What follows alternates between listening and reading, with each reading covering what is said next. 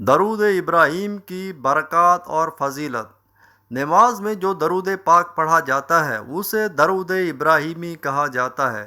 حضرت ابراہیم علیہ السلام جب تعمیر بیت اللہ سے فارغ ہوئے تو آپ نے اپنی دعا میں کہا، یا اللہ، نبی آخر الزمان محمد صلی اللہ علیہ وسلم کی امت سے جو بوڑھا اس گھر کی طرف منہ کر کے 2 رکعتیں پڑھے تو اس کے حق میں میری شفاعت قبول فرما۔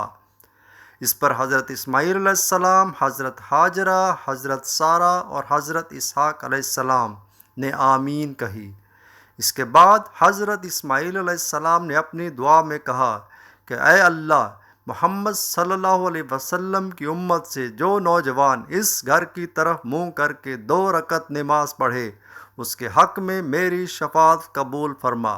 اس پر حضرت ابراہیم علیہ السلام، حضرت اسماعیل علیہ السلام، بی بی ہاجرہ اور بی بی سارہ سب نے آمین کہی۔ پھر حضرت اسحاق علیہ السلام نے دعا مانگی، یا اللہ، نبی آخر الزمان محمد صلی اللہ علیہ وسلم کی امت میں سے جو ادھیڑ عمر شخص اس گھر کی طرف منہ کر کے 2 رکعت نماز پڑھے اس کے حق میں میری شفاعت قبول فرما۔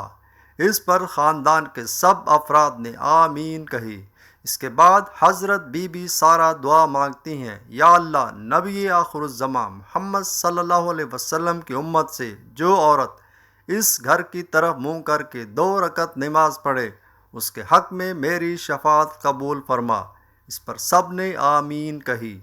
آخر میں حضرت بی بی ہاجرہ نے یوں دعا مانگی، یا اللہ، امت محمد صلی اللہ علیہ وسلم سے جو لڑکی اس گھر کی طرف منہ کر کے 2 رکعت نماز پڑھے اس کے حق میں میری شفاعت قبول فرما۔ اس پر سب نے آمین کہی۔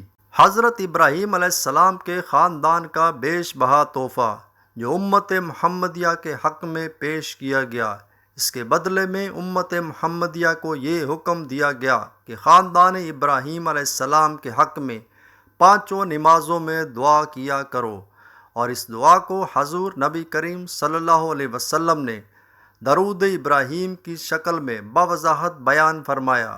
درود پاک سے حضور نبی کریم صلی اللہ علیہ وسلم کی خاندان حضرت ابراہیم علیہ السلام سے محبت کا اظہار ہوتا ہے، اور اسی محبت کی بنا پر نبی کریم صلی اللہ علیہ وسلم نے اپنے ایک بیٹے کا نام ابراہیم رکھا تھا۔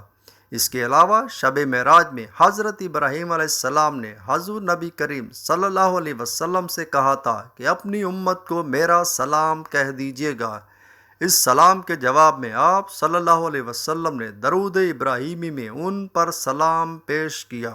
اس درود پاک کو نماز کے علاوہ کثرت سے پڑھنا دینی دنیاوی فیوز و برکات حاصل کرنے کا بہترین ذریعہ ہے، اور اللہ عز و جل کی رحمت و خوشنودی حاصل ہوتی ہے۔ دنیا کے تمام کاموں میں آسانی پیدا ہوتی ہے، نبی کریم صلی اللہ علیہ وسلم کی شفاعت واجب ہوتی ہے، رزق کی تنگی دور ہو جاتی ہے، مال و اسباب میں برکت پیدا ہو جاتی ہے، اور خاتمہ بالایمان ہوتا ہے۔ اس درود پاک کی سند بخاری شریف کی یہ روایت ہے کہ حضرت عبد الرحمن بن ابی لیلہ نے کہا کہ ہم حضرت کعب رضی اللہ تعالیٰ عنہ سے ملے۔ انہوں نے کہا، کیا میں تمہیں حضور اکرم صلی اللہ علیہ وسلم کی حدیث سناؤں؟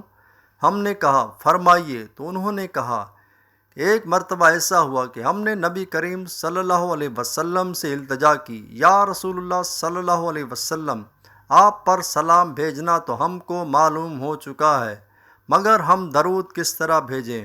تو حضور نبی کریم صلی اللہ علیہ وسلم نے فرمایا کہ ان الفاظ میں درود بھیجو، بسم اللہ الرحمن الرحیم، اللہم صلی علی محمد وعلی آل محمد کما صلیت علی ابراہیم وعلی آل ابراہیم انک حمید مجید، اللہم بارک علی محمد وعلی آل محمد کما بارکت علی ابراہیم وعلی آل ابراہیم انک حمید مجید۔